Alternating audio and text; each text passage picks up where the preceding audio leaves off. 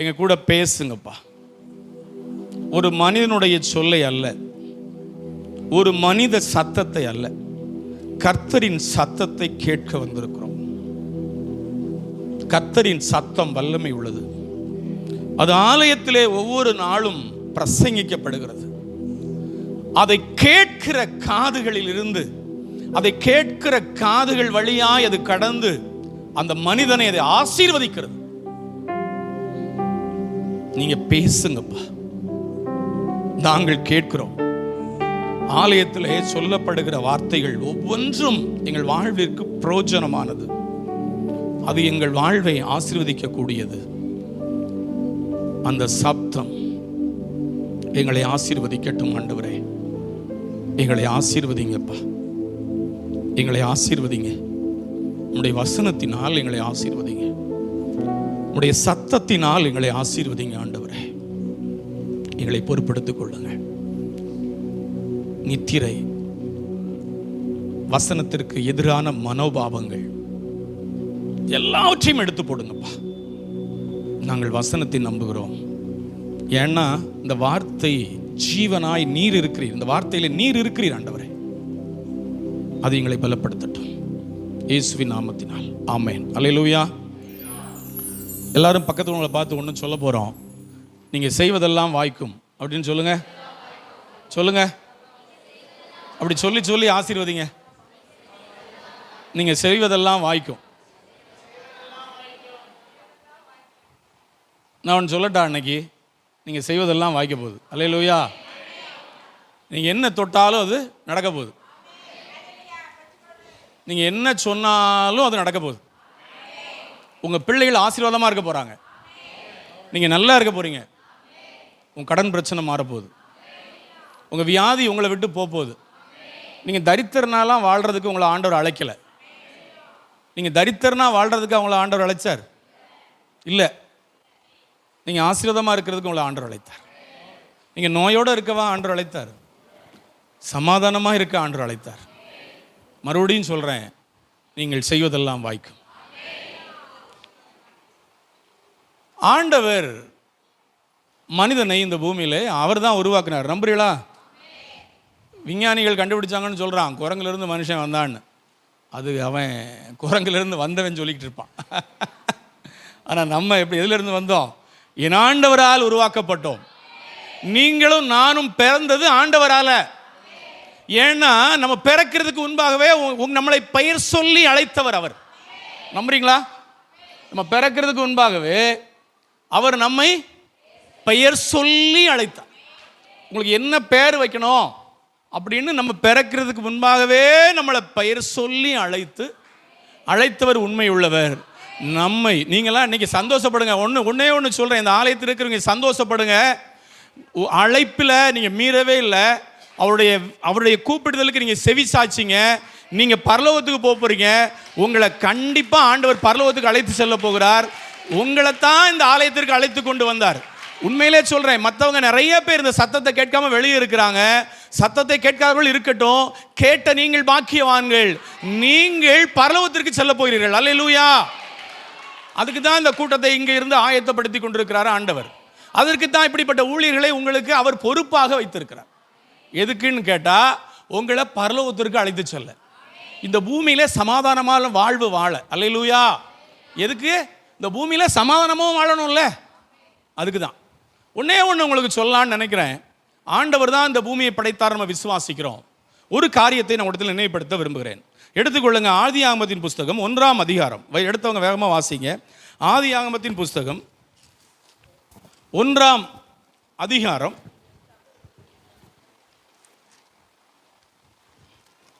11ஆம் வசனம். எடுத்தவங்க வாசிங்க. ஆதியாகமத்தின் புஸ்தகம். அப்பொழுது தேவன் பூமியானது புல்லையும் விதையை பிறப்பிக்கும் பூண்டுகளையும் பூமியின் மேல் தங்களில் தங்கள் விதையுடைய கனிகளை தங்கள் தங்கள் ஜாதியின்படியே கொடுக்கும் கனி விருட்சங்களையும் முளைப்பிக்க கடவது என்றார்.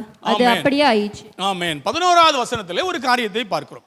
ஆண்டவர் பூமியானது புல்லையும் விதையையும் பிறப்பிக்கும் பூண்டுகளையும் பூமியின் மேல் தங்களின் தங்கள் விதையுடைய கனிகளையும் தங்கள் தங்கள் ஜாதியின்படியே கொடுக்கும் கனி விருட்சங்களையும் முளைப்பிக்கப்பட கடவுதுன்னு சொன்னார்.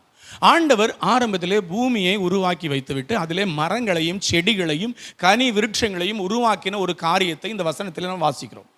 அதில் இப்படி சொல்லப்பட்டிருக்கிறது, ஆண்டவர் சொன்னாராம், பூமியை பார்த்து ஆண்டவர் பேச தொடங்குகிறார். பூமியே, ஒன்றிருந்து என்னெல்லாம் வரட்டும், மரம் செடி கொடி எல்லாம் நீ என்ன செய், முளைப்பிச்சுக்கோன்னு சொன்னார். அந்த பூமி ஆண்டுடைய சொல்லை கேட்டு அப்படியே செய்தது. ஆண்டுடைய சொல்லை கேட்டு அப்படியே செய்தது. இரண்டாவது ஒரு வசனத்தை வாசிக்க நான் கேட்கிறேன். அதே ஆதியாகமத்தின் புஸ்தகம் 1ஆம் அதிகாரம் 20வது வசனம் வாசிங்க. பின்பு தேவன் நீந்தும் ஜீவ சந்துக்களையும் பூமியின் மேல் வானம் என்கிற ஆகாய விரிவிலே பறக்கும் பறவைகளையும் ஜலமானது திரளாய் ஜனிப்பிக்க கடவுது என்றார். முதலாவது பூமியை பார்த்து ஆண்டவர் பேசினார். இரண்டாவது எதை பார்த்து பேசுகிறார்னா தண்ணீரை பார்த்து, ஜலத்தை பார்த்து ஆண்டவர் பேசுகிறார். நீ என்ன பண்ணணும், நீ உன் நீர்ல நீந்தக்கூடிய ஜீவ சந்துக்களையும் ஆகாய விரிவில் பறக்கக்கூடிய பறவைகள் உயிரினங்கள் எல்லாம் தண்ணீரிலிருந்து உருவாகணும் அப்படின்னு தண்ணீரை பார்த்து ஆண்டவர் கட்டளை கொடுத்தார். ஆண்டவருடைய கட்டளைக்கு தண்ணீர் கீழ்ப்படிந்தது. தனக்குள் இருந்து பறவைகளையும் விலங்குகளையும் நீர்நிலைகளில் இருக்கக்கூடிய எல்லா விலங்குகளையும் அது உருவாக்கிற்று. மூன்றாவது ஒரு வசனத்தை நினைவுபடுத்த விரும்புகிறேன். அதே ஆதியாகமத்தின் புஸ்தகம் 1ஆம் அதிகாரம் 26ஆம் வசனம் எடுத்தவங்க வாசிங்க. பின்பு தேவன் நமது சாயலாகவும் நமது ரூபத்தின் படியையும் மனுஷனை உண்டாக்குவோமாக. அவர்கள் சமுத்திரத்தின் மச்சங்களையும் ஆகாயத்து பறவைகளையும் மிருக ஜீவன்களையும் பூமி அனைத்தையும் பூமியின் மேல் ஊறும் சகல பிராணிகளையும் ஆளக்கடவர்கள் என்றார். ஆண்டவர் மூன்றாவதாய் மனிதனை உருவாக்குறார். முதலாவது நம்ம நல்லா பார்த்தோம், கவனிச்சவங்க நல்லா தெரியும். முதலாவது ஆண்டவர் மரங்களை எதை பார்த்து பேசி உருவாக்கினார்? பூமியை பார்த்து பேசி உருவாக்கினார். இரண்டாவதாய் ஆண்டவர் மீன்களை பறவைகளை உருவாக்கும் போது எதை பார்த்து பேசினார்? எதை பார்த்து பேசினார்? தண்ணீரை பார்த்து பேசினார். மூன்றாவதாய் ஆண்டவர் மனிதனை உருவாக்கும் போது எதை பார்த்து பேசுகிறார்? தனக்குத்தானே பேசி உருவாக்கினார் நம்மை. அல்லேலூயா. அப்போ நீங்க ஒன்னே ஒன்று தெரிஞ்சுக்கிடணும், மரங்களும் மிருக ஜீவன்களும் அதிலிருந்து வந்தது. நம்ம யாற்றிருந்து வந்தோம்? இயேசு ஆண்டவற்றிலிருந்து தான் வந்தோம். ஆண்டவர் நம்மை உருவாக்கும் போது மாத்திரம் தனக்குத்தானே பேசுகிறார். மறுபடியும் அந்த வசனத்தை வாசிங்க. நமது சாயலாகவும் தனக்குத்தானே பேசி நம்மை உருவாக்கினார். நமது சாயலாகவும் நமது ரூபத்தின்படியையும் மனுஷனை உண்டாக்குவோமாகன்னு தனக்குத்தானே பேசி நம்மை உருவாக்கி வைத்திருக்கிறார். ஒரு உதாரணம் சொல்கிறேன். ஒரு மரம் இருக்கிறது. அந்த மரம் இந்த பூமியோடு இசைந்திருந்தா தான் அந்த மரம் உயிரோடு இருக்கும், இல்லைன்னா பற்றும். அப்படி தானே? மரத்தோட வேரோ செடியோட வேரோ பூமியில் இல்லைன்னா என்ன ஆகும்? என்ன ஆகும்? பட்டு போயிடும். நான் பூமியிலே நிற்க மாட்டேன்னு ஒரு மரம் சொல்லிச்சுன்னா அது உயிரோட இருக்கும். விறகா வேணா பூமிக்கு மேலே கிடக்கும். அப்போ ஒரு மரம் பூமியோடு இசைந்திருந்தா மட்டும்தான் அந்த மரம் உயிரோட செழிப்பாக இருக்க முடியும், இல்லாட்டி அந்த மரம் பற்றும். ஒரு மிருக ஜீவன் எடுத்துக்கோங்க, ஒரு மீன் எடுத்துக்கோங்க. அந்த மீன் தண்ணீரோடு இருந்தால் மட்டும்தான் அந்த மீன் என்ன செய்யும்? உயிரோடு இருக்கும். இல்லைன்னா எங்கே இருக்கும்? நம்ம தட்டில் இருக்கும். தண்ணீரை விட்டு வெளியே வந்தாச்சுன்னா நம்ம தட்டுக்கு வந்துடும். நம்ம பொரிச்சோ குழம்பு வச்சோ அந்த மீனை சாப்பிட்ருவோம். மீனோட வாழ்க்கை முடிஞ்சு போகும். அந்த மீன் தண்ணீரோடு இசைந்திருந்தா தான் அந்த மீன் உயிரோடு இருக்கும். அதுக்கு தான் நான் அதை நினைவுபடுத்துகிறேன். நானும் நீங்களும் ஆண்டவரோடு இசைந்திருந்தால் மட்டும்தான் உயிரோடு இருக்க முடியும். அப்போ என்ன ஆகுங்க? நம்ம இப்படி இருக்கோம், இயேசுவை ஏற்றுக்கொண்டு நான் ஆலயத்துக்கு வந்துட்டேன், நான் உயிரோடு இருக்கிறேன். இயேசுவை ஏற்றுக்கொள்ளாதவங்க நிறைய பேர் இருக்காங்க, அவங்க உயிரோடு தானே இருக்காங்கன்னு நீங்கள் பார்க்குறீங்க. அவருடைய ஆத்துமா மரணத்தில் இருக்கிறது. அவர்கள் வேற யாரும் இல்லை, செத்தவர்களை போல இருக்கிறார்கள். ஒரு சின்ன உதாரணம். ஒரு நாள் நான் ஒரு டீ கடையில் காலையில் வாக்கிங் போயிட்டு வந்து ஒரு டீ கடையில் வாசலில் நின்றுக்கிட்டு இருந்தேன். அப்போ எங்கள் ஊரில் ஒருத்தர் அந்த டீ கடை ஓரமாக நடந்து போயிட்டு இருந்தார். அவர் டீ கடைக்கு வரல, தெருவிலிருந்து வெளியே வந்தார், ரோட்டுக்கு வந்தார், கடைக்கு வராமல் போனார். தலை குனிஞ்சிக்கிட்டே நடந்தார். என் கிட்ட இருந்த நண்பர் அவரை பார்த்து சொன்ன ஒரு காரியம் என்னவர், செத்த பிணமாக நடந்து போகிறாம்பார், நடைபிணமாக போகிறாம்பாருன்னு சொன்னார். என்ன சொன்னார்? நடைபிணமாக போகிறாம்பார். ஏன் அவரை பற்றி அப்படி சொன்னாங்கன்னா, அந்த மனுஷன் ஒரு கொலை குற்றத்திற்காக 15-16 ஆண்டுகள் தண்டனை அனுபவித்து விட்டு அந்த ஆள் ஊருக்கு வந்திருந்தார். ஜெயிலில் தண்டனை அனுபவித்து விட்டு ஊருக்கு வந்திருந்தார். அவருக்கு தலை குனிஞ்சி ஊருக்குள்ள தலை நிமிர்ந்து நடக்க முடியலை, யார்கிட்டையும் பேச மனசு இல்லை, குற்ற மனசாட்சி உடையவராய் பக்கத்தில் உள்ளவங்களை பார்க்கறது கூட வெக்கப்பட்டு போய் அவர் வாட்டுக்கு நடந்து போனார். அவரை பார்த்தவன் சொல்கிறாங்க, என்ன பார் போறாரு பார், நடவனமாக போகிறான் பார். உண்மையிலே சொல்லட்டுமா, ஆண்டவரோடு தொடர்பில்லாதவர்கள், ஆண்டவரோடு தொடர்பற்றவர்களாக நம்மளும் இருந்தோம்னா நம்ம நிலைமையும் நடவனமான நிலைமை தான். அல்லேலூயா. நம்ம நிலைமை எப்படி நிலைமை இருக்கும்? நடவனமான நிலைமை தான். வேற என்ன? இன்னைக்கு நீங்கள் எவ்வளோ உற்சாகமாக இருக்கீங்க, இன்னைக்கு எவ்வளவு சந்தோஷமாக இருக்கீங்க, உங்களுக்கு கஷ்டமே இருந்தாலும் பண கஷ்டமே இருந்தாலும் எவ்வளோ மகிழ்ச்சியாக இருக்கீங்க. இயேசு இருக்கிறார் சொல்கிறீங்கல்ல, இயேசப்பா இருக்கிறாங்க, என்னைய பார்த்துக்கிடுவாங்க சொல்கிறீங்கல்ல. இது காரணம் என்னன்னா அவரோடு இருக்கிற அந்த உறவு. அல்லேலூயா. இதுதாங்க நமக்கு வேணும். நம்ம அவரோடு உறவு கொண்டு இருந்தோமானால், அவரோடு தொடர்பில் இருந்தோமானால் நம்ம நிம்மதியாக இருப்போம். அவரோடு தொடர்பற்றவர்களாக இருந்தோமானால் நம்மளும் அந்த மனுஷன் மாதிரி தான், வெக்கப்பட்டு வேதனைப்பட்டு என்ன செய்யணும்னு தெரியாமல் நம்ம வேதனையோடு கடந்து போகும். ஒன்றே ஒன்று நான் உங்களுக்கு சொல்லிக்கொள்ள விரும்புகிறேன், ஒன்றே ஒன்று சொல்லிக்கொள்ள விரும்புகிறேன். இயேசு உங்களுக்காக சிலுவையில் அனைத்து சம்பாத்தியங்களையும் செய்து வைத்திருக்கிறார். ஒன்று குறையாமல் அனைத்தையும் செய்து வைத்திருக்கிறார். நீங்கள் அவரை பிடிச்சுக்கோங்க. அவர் இல்லாத ஒரு வாழ்வே உங்களுக்கு வேண்டாம். நீ நினைக்கலாம், ஐயோ நான் கடனோடையே வாழ்ந்துக்கிட்டு இருக்கேனே. பரவாயில்லைங்க, பரவாயில்ல. தேவ சமாதானம் உங்கள் இதயத்தை நிரப்ப நீங்க உயிரோடு இருக்கீங்கல்ல, அது போதும்.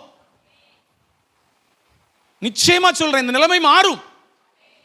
அதனால தான் முதலே சொன்னேன், நீங்கள் செய்வதெல்லாம் வாய்க்கும். நிச்சயமா அந்த நிலைமை மாறும். அப்போ அவரோடு உள்ள உறவு நமக்கு எப்பவும் கரெக்டாக இருக்கணும். அந்த உறவு எப்படி இருக்கணும்? சரியாக இருக்கணும். அதுக்கு நம்ம என்ன செய்யணும் அதை தான் பார்க்க போகிறோம். உறவுகள் சரியாக இருக்கு, ஆண்டவரோடு உறவு சரியாக இருக்கு. ஒன்று சொல்லட்டுங்களா, உங்கள் குடும்பத்தினரோடு உறவு சரியாக இருக்கணும்னா நீங்கள் என்ன செய்யணும்?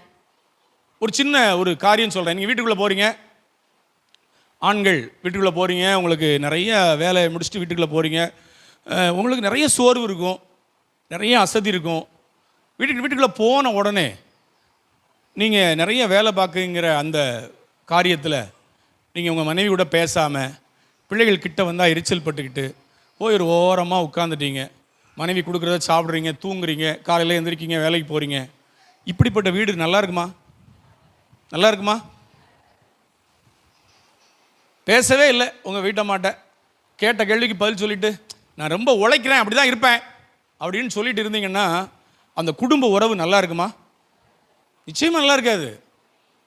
பேசணும், ஒருத்தருக்கு ஒருத்தர் பேசணும், கலந்து பேசணும். ஆண்டவரோடு உறவு சரியாக இருக்கணும்னா நீங்கள் ஆண்டவற்றையும் டெய்லி பேசணும்.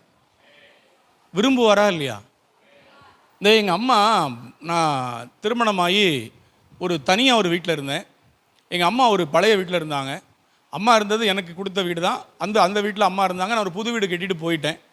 எனக்கு ஒரு ஆசை இருக்கும், எப்போவுமே நான் எங்கள் அம்மாட்ட நல்லா பேசுவேன். எனக்கு 2 அண்ணன் இருந்தாலும் எங்கள் அண்ணனை விட எங்கள் அக்காவை விட எங்கள் அம்மா என் மேலே ரொம்ப பாசமாக இருக்கும். நான் ரொம்ப எங்கள் அம்மா கூட ரொம்ப பேசிக்கிட்டே இருக்கிறதுக்கு விரும்புவேன். நான் என்ன செய்வேன்னா, என்னை பற்றி சொல்லேன்னு தப்பா எடுக்காங்க, நான் பெருமைக்காண்டிலாம் இதை சொல்ல வரல. நான் ஒவ்வொரு நாளும் அந்த என் 2 வீலரை கொண்டு புது வீட்டில் நிப்பாட்ட மாட்டேன். எங்கள் அம்மா வீட்டில் நிப்பாட்டிட்டு எங்கள் அம்மாட்ட டெய்லி நான் வீட்டுக்கு போகும்போது 1 மணி நேரம் பேசிக்கிட்டு இருந்துட்டு வீட்டுக்கு போவேன். என் வீட்டுக்காரி சொல்லுவா, நீங்கள் 6 மணிக்கு 6:30க்கெலாம் வந்துட்டீங்களா, இன்றைக்கி ஏன் வேறு லேட் ஆகிட்டு, எங்கள் அம்மாட்ட பேசிக்கிட்டு இருந்துட்டு வரேன். 1 மணி நேரம் எங்கள் அம்மாட்ட பேசிக்கிட்டே இருப்பேன், கதை சொல்லிக்கிட்டே இருப்பேன். ஏம்மா அது இங்கே போனேன், என்ன செஞ்சேன் அப்படின்னு பேசிகிட்டே இருப்பேன். எங்கள் அம்மாவுக்கும் எனக்குமான உறவு கடைசி வர இன்பமாக இருந்துச்சு. எங்கள் அம்மாவை எனக்கு ரொம்ப பிடிக்கும், எங்கள் அம்மாவுக்கும் என்னையே ரொம்ப பிடிக்கும். உண்மையிலே சொல்கிறேன், அது ஒரு பெரிய ஆசீர்வாதம். நான் இதை ஏன் உங்களுக்கு சொல்கிறேன்னா, நீங்கள் நம்ம ஏசப்பா உங்களுக்கு அம்மாவை விட மேலானவர், உங்கள் தந்தையை விட மேலானவர். உங்கள் பிரச்சனைகளை ஒரு 1/2 மணி நேரம் அவர்கிட்ட சொல்கிறதுக்கு உங்களுக்கு என்னங்க வந்துச்சு? டெய்லி வீட்டுக்கு போகிறீங்க, கொஞ்சம் நேரம் ஒதுக்கி கொஞ்சம் நேரம் அவர்கிட்ட பேசுனீங்கன்னா அந்த உறவு பலப்படும், உங்கள் கஷ்டமெல்லாம் தீந்துரும்.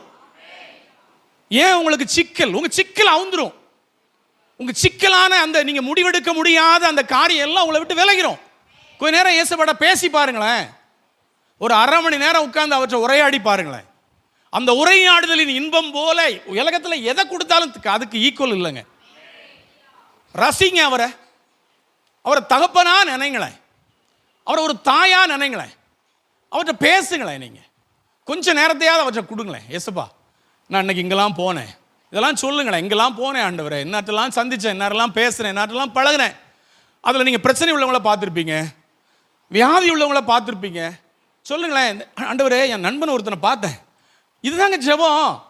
நான் என்ன சொல்லிக்கிட்டு இருக்கேன் இப்போ, இதுதான் ஜெபம். என் நண்பன் ஒருத்தனை பார்த்தேன், அவனுக்கு வியாதின்னு சொன்னான்ப்பா, அவனுக்கு 2 சின்ன பிள்ளைகள் இருக்காங்க, பாவம், அவனுக்கு உதவி செய்யுங்களேன். நான் இங்கெல்லாம் போனேன், இதெல்லாம் செஞ்சேன் ஆண்டவரே. ஆண்டவரே என் தோட்டத்தில் இதை விதைச்சேன், இது சரியாகவே வரமாட்டேங்குது ஆண்டவரே, ரொம்ப நோயாக இருக்குது, மருந்து அடித்து தாங்கலை. சொல்லுங்களேன் ஆண்டவர்கிட்ட, கொஞ்சம் எனக்கு உதவி செய்யுங்க ஆண்டவரேன்னு கேளுங்களேன். எனக்கு ஆலோசனை சொல்லுங்கப்பா, நான் அதுக்கு என்ன செய்யணும், இப்படி கேளுங்களேன் ஆண்டவர்கிட்ட, ரசிங்களேன் அவரை. இதுதான் ஜெபம், இதுதான் ஜெபம்.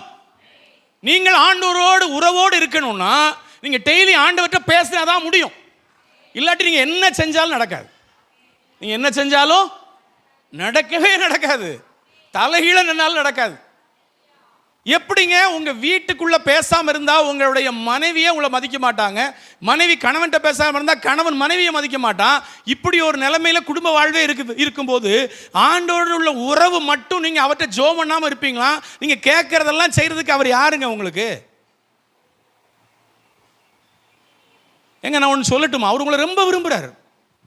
அதனால தான் எங்கள் அம்மா உதாரணமாக சொன்னேன். எங்கள் அம்மா ஒரு நாள் நான் வெளியூருக்கு போனேன்னா என் பையனை கூப்பிட்டு கேட்கும், அப்பா ஃபோன் பண்ணானடா, அப்பா ஃபோன் பண்ணானா, அந்த செல்லை கொண்டு வா, நான் கொஞ்ச நேரம் உங்கள் அப்பாட்ட பேசணும். நான் எங்கே இருந்தாலும் எங்கள் அம்மாட்ட ஒரு 10 நிமிஷம் பேசினா தான் எங்கள் அம்மாவுக்கு நிம்மதி. ஏன் நான் தாய் பாசத்தோடு இதை சொல்கிறேன்னா, நம்ம ஆண்டவர் தாய் அன்பை விட மேலானவர். அல்லேலூயா. உங்கள் அம்மாவை விட அவர் உங்கள் மேலே அன்பு உள்ளவர். உங்கள் தகப்பனை விட அவர் உங்களுடைய மூத்த சகோதரன். உங்கள் அண்ணனை விட அவர் உங்களுக்கு மேலானவர். ஒன்று அண்ணன் இருந்திருந்தா எனக்கு இதை செஞ்சிருவான்னு நீங்கள் நினைக்கிறீங்கல்ல, உங்கள் அண்ணனை விட மேலானவர் என்ன இயேசு இருக்கிறார். அல்லேலூயா. உங்களுக்கு எல்லாம் செய்வார். அல்லேலூயா. உங்களுக்கு எல்லாம் செய்வார். உன் நண்பனை விட அவர் மேலானவர். நண்பர்கள் உறவு எப்படி வரும்? ஒரு நண்பரோட பேசுனா தான் வரும். என் நண்பர் கூட பேசவே இல்லைன்னா நம்ம நண்பனாக இருப்பானா, அவன் போடான்ட்டு போயிடுவான். உங்கள் ஃப்ரெண்டு கூட பேசலாம், அவன் ஃப்ரெண்டாக இருப்பானா? இருக்க மாட்டான்ல. அப்புறம் ஆண்டவர் மட்டும் உங்களுக்கு என்ன ஆச்சு? உங்கள் நண்பரை விட அவர் மேலானவர். கேட்பார் அவர். நீங்கள் அவர்கிட்ட சும்மா ஃப்ரீயாக பேசி பாருங்க. உங்களை புலம்புறாங்கன்னே நினைக்கட்டுமே. அன்னாள் அப்படி தான் நினச்சாங்க. அன்னாள்னு ஒருத்தி இருந்தா வேத புத்தகத்தில் தெரியுமா? 1 சாமுவேல் புஸ்தகத்தில் வீட்டில் போய் வாசிங்க. அன்னாள் இப்படி தான் இருந்தா. வந்தா அந்த மாதிரி ஒரு கதவு ஓரத்தில் உட்கார்ந்து பதிவாக உட்கார்ந்த இடத்துல இருந்து புலம்பிக்கிட்டே இருந்தா. புலம்ப அந்த ஆள், அந்த போதகருக்கு ஒரு சந்தேகம், என்ன இந்த பொம்பளை இவ ராஜாத்தி, பெரிய பணக்காரி, ஒருவேளை இவா எதுவும் குடிச்சிருப்பாளோ? அவ புலம்பிக்கிட்டே இருந்தா. யார்கிட்ட? ஆண்டவற்ற. அவ புலப்பம் சரியானது. புலம்புங்க. உங்களை கிறுக்கனாவது யாராவது நினச்சிட்டு போட்டோம். சும்மா ரோட்டில் போகும்போது ஜோம் பண்ணிகிட்டே போங்களேன். உங்களை யார் வேணாலும் என்ன வேணாலும் நினச்சிட்டு போட்டோம். அல்லேலூயா. அவற்றை புலம்புங்களேன், அவர் சொல்லி தருவார். 80 வயசானாலும் நீங்கள் அவருக்கு பிள்ளை தான். புலம்புங்க அவற்றை. ஏமான்னு சொல்லுங்க, அம்மான்னு சொல்லுங்களேன் அவரை. அல்லேலூயா. முதலாவது முக்கிய தேவை ஜெபம். இனிமே விட மாட்டீங்கல்ல, இனிமே விட மாட்டீங்கல்ல ஆண்டவரே, பேசிக்கிட்டே இருங்க. அல்லேலூயா. 2வது உங்களுக்கு மிக முக்கிய தேவை, நான் சொல்லி முடிக்க போகிறேன். 2வது உங்களுக்கு மிக முக்கிய தேவை வேத வாசிப்பு. பைபிள் தானங்க இப்போ நம்மளை கொண்டாந்து இங்கே உட்கார வச்சிருக்கு. அந்த பைபிள் தானே இங்கே கொண்டாந்து உட்கார வச்சிருக்கு. அந்த பைபிள் தானே நமக்கு சொல்லி தருது இயேசு உயிரோடு இருக்கிறார், இயேசு நமக்காக ரத்தம் சிந்தினார். இந்த வேத புத்தகம் தானே சொல்லி தந்துச்சு. அதனால தான் 1ஆம் சங்கீதத்தில் இப்படி சொல்லப்பட்டிருக்கிறது. யாரு? 2வது வசனம் வாசிங்க. கர்த்தருடைய வேதத்தில் பிரியமாயிருந்து இரவும் பகலும் அவருடைய வேதத்தில் தியானமாய் இருக்கிற மனுஷன் பாக்கியவான். அவருடைய வேதத்தில் தியானமாய் இருக்கிற மனுஷன் பாக்கியவான். அடுத்த வசனத்தை வாசித்துருங்க. அவன் நீர்க்கால்களின் ஓரமாய் நடப்பட்டு தன் காலத்தில் தன் கனியை தந்து இலையுதிராதிருக்கிற மரத்தை போலிருப்பான். அவன் செய்வதெல்லாம் வாய்க்கும். அல்லேலூயா. இந்த ஒரு வசனம் போதும் நீங்கள் டெய்லி பைபிள் வாசிக்கிறதுக்கு. நம்மெல்லாம் எப்படி இருப்போமா? டெய்லி வேதத்தை தியானிச்சா நீங்கள் நீர்க்கால்களின் ஓரமாய் நடப்பட்ட மரம் போல, பட்ட மரம் மாதிரி இல்லைங்க, செழிச்ச மரம் மாதிரி இருப்பீங்க. அல்லேலூயா. சங்கீதக்காரன் தாவீது இப்படி ஒரு வசனத்தில் சொல்றான். சங்கீதம் 119 நினைக்கிறேன், வீட்டில் போய் வாசிங்க. இப்படி சொல்றான். 110 சங்கீதத்தில் ஒரு வசனம் இப்படி சொல்லுது, ஆண்டவரே உம்முடைய வேதம் என் மன மகிழ்ச்சியாய் இராதிருந்தால் என் துக்கத்திலே அமிழ்ந்து போயிருப்பேன். ஒரு ராஜா சொல்றான், ஆண்டவரே உங்க வசனத்தை நான் வாரி மாறி வாசிக்கலைன்னா எனக்கு இருந்த கஷ்டத்துக்கு செத்துருப்பேன் ஆண்டவரேன்னு சொல்றான். நீங்க அடிக்கடி ஏன் உங்களுக்கு புலம்பல் வருதுங்கிறத புரிஞ்சுக்கோங்க. எனக்கு உங்களுக்கும் நம்ம எல்லாரும் புலம்புற ஆட்கள். ஏன் தெரியுமா நம்ம புலம்புறோம்? நீங்களும் நானும் ஏன் புலம்புறோம் தெரியுமாங்க? அடிக்கடி இந்த வசனத்தை நம்பாம. ரெண்டாவது ஒன்று சொல்லட்டா, இந்த வசனத்தை வாசிக்காம. வாசித்தா தானங்க நம்பிக்கை வரும். வாசிக்கவே இல்லை, எங்கிருந்து நம்பிக்கை வரும்? இந்த வசனத்தை வாசித்திருப்போமானால் இந்த வசனம் நம்மை உயிர்ப்பிக்கும். அல்லேலூயா. அதனால தான் தாவீது சொல்றான், ஆண்டவரே இந்த வசனம் மட்டும் இல்லைன்னா என் துக்கத்தில், எனக்கு வந்த துக்கத்துக்கு நான் என்னைக்கோ செத்துருப்பேன் ஆண்டவரேன்னு சொல்றான். செத்துருப்பேன் ஆண்டவரே. ஆனால் உங்க வசனம் ஆண்டவரே அது எவ்வளவு நல்லா இருந்துச்சு தெரியுமா? உண்மையிலே நான் உங்களுக்கு ஒன்று சொல்லித்தரேன். வசனத்தை வாசிங்க. நேரம் கிடைக்கும் போதெல்லாம் உங்கள் பைபிளில் தூக்கி வச்சுக்கோங்க மடியில். கொஞ்சம் நேரம் கிடச்சா, வேலை பார்க்குறீங்க, வீட்டில் வேலை இருக்கும், வெளியே வேலை இருக்கும், நேரம் கிடச்ச உடனே கொஞ்சம் நேரமாவது ஒரு அதிகாரமாவது நான் வாசித்துருந்தேன் அப்படின்னு பைபிளை தூக்கி உட்காருங்க. உங்களை யார் என்ன சொல்கிறான்னு அதுக்கு பிறகு பார்ப்போம். அல்லேலூயா. நீங்கள் வாசித்து மட்டும் பாருங்கள். நீங்கள் பைபிளை வாசிக்க நான் ஒன்று சொல்லட்டுமா? நீங்கள் ஆசீர்வாதமாக மாறிக்கிட்டே இருப்பீங்க. உங்கள் வாழ்க்கை ஆசீர்வாதமாக மாறிக்கிட்டே இருக்கும். நீங்கள் நிம்மதியாக இருப்பீங்க, நீங்கள் சந்தோஷமாக இருப்பீங்க. நீங்கள் செஞ்சுக்கிட்டே இருங்க. நீங்கள் பைபிள் படிச்சுட்டே இருங்க. நீங்கள் படிச்சுட்டே இருங்க. யார் உங்களை குறையா சொன்னாலும், என்னடா நீ என்ன பெரிய ஆளோன்னு சொல்லி கேட்டாலும் சரி, பைபிள் படிங்க. அல்லேலூயா. இந்த ரெண்டும் உங்களை நிம்மதியாக வைக்கும். அல்லேலூயா. உங்களை சந்தோஷமாக வைக்கும். நீங்கள் ஆண்டோடு உறவோடு இருப்பீங்க. நான் முதலே சொன்னேன், ஒரு மரத்தை ஆண்டவர் பூமியிலிருந்து உருவாக்கினார். அது எதற்காக? பூமியோடு இசைந்திருப்பா, அப்போ தான் நீ உயிரோடு இருக்க முடியும்னு சொல்கிறதுக்காக நம்மளை ஆண்டவர் தனக்குத்தானே சொல்லி என்னையும் உங்களையும் உருவாக்கி வைத்திருக்கிறார். நம்ம என்ன செய்யணும்? அவர் கூட உறவாடி கொண்டே இருக்கணும். அவற்றை எப்பவும் ஜெபம் பண்ணிகிட்டே இருங்க. நான் முதலே சொன்னேன், உங்கள் தாயை விட உன் தகப்பனை விட ஒரு மேலானவர். கொஞ்ச நேரமாவது அவற்றை ஒப்புவீங்க. இன்றைக்கி ஸ்கூல்லேருந்து உங்கள் பிள்ளைகள் முடிஞ்ச உடனே உங்கள்கிட்ட அன்றைக்கி ஸ்கூலில் நடந்த கதைலாம் சொல்லும்போது உங்களுக்கு சீனு தான் இருக்கும். சில நேரம் நீங்களும் சில நேரம் சொல்கிறது ஆண்டவருக்கு சீனு தான் இருக்கும். நான் ஒன்று சொல்லட்டா? அதை சொல்லி பாருங்கள். எஸ்ப்பா ஒன்றே ஒன்று நினைப்பாங்க. என்ன நினைப்பாங்க தெரியுமா? என் பிள்ளை எதாக இருந்தாலும் ஏண்ட தானே சொல்கிறான், என் பிள்ளைக்கு நான் தானே எல்லாத்தையும் சரி பண்ணி விடணும் அப்படின்ட்டு அவர் சரி பண்ணி விடுவார். அவர்கிட்ட போய் சொல்லிக்கிட்டே இருங்க, எஸ்ப்பா என் வேலை இடத்துல இந்த மாதிரிலாம் நடக்குது ஆண்டவரே, என் வேலையில் இந்த மாதிரிலாம் பிரச்சனை ஆண்டவரே, என் படிப்பில் இந்த மாதிரிலாம் பிரச்சனை ஆண்டவரே, என்னோட தொழிலில் இந்த மாதிரிலாம் பிரச்சனை ஆண்டவரே, நான் இதை என்ன செய்யணும், நான் இங்கெல்லாம் போனேன், என்னாட்டெல்லாம் நான் இப்படிலாம் சொல்லி பார்த்தேன் ஆண்டவரே, இப்படிலாம் சொல்லுங்கள். என்னெல்லாம் சொல்லணுமோ அத்தனையும் அவற்றை ஒப்புங்க. மனுஷன்ட்ட சொல்லாதங்க.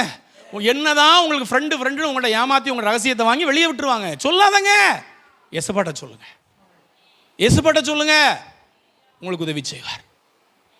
முதல்ல நான் ஒன்றே ஒன்று சொன்னேன், உங்கள் அம்மாவை விட, உங்கள் அப்பாவை விட, உன் கூட பிறந்த அண்ணனை விட, உன் தம்பியை விட, உன் அக்காளை விட ரொம்ப பாசம் உன் மேலே வைத்திருக்கிற ஒரே ஆண்டவர் என் ஆண்டவர்.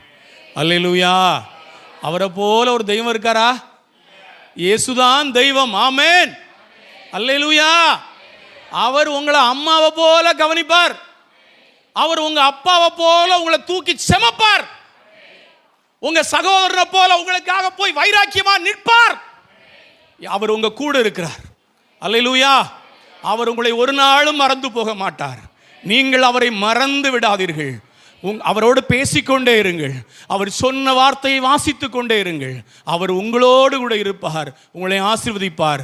மறுபடியும் சொல்றேன், நீங்கள் செய்வதெல்லாம் வாய்க்கும். அல்லேலூயா. நீங்கள் செய்வதெல்லாம் வாய்க்க போகுது. எல்லாரும் எந்திரிங்க. எல்லாரும் எந்திரிக்க போறீங்க. எந்திரிங்க. உங்க வலது கரத்தை நோக்கி ஆண்டவருக்கு சொல்லுங்க, ஆண்டவரே நான் செய்வதெல்லாம் வாய்க்க போகுதுன்னு சொல்லுங்க.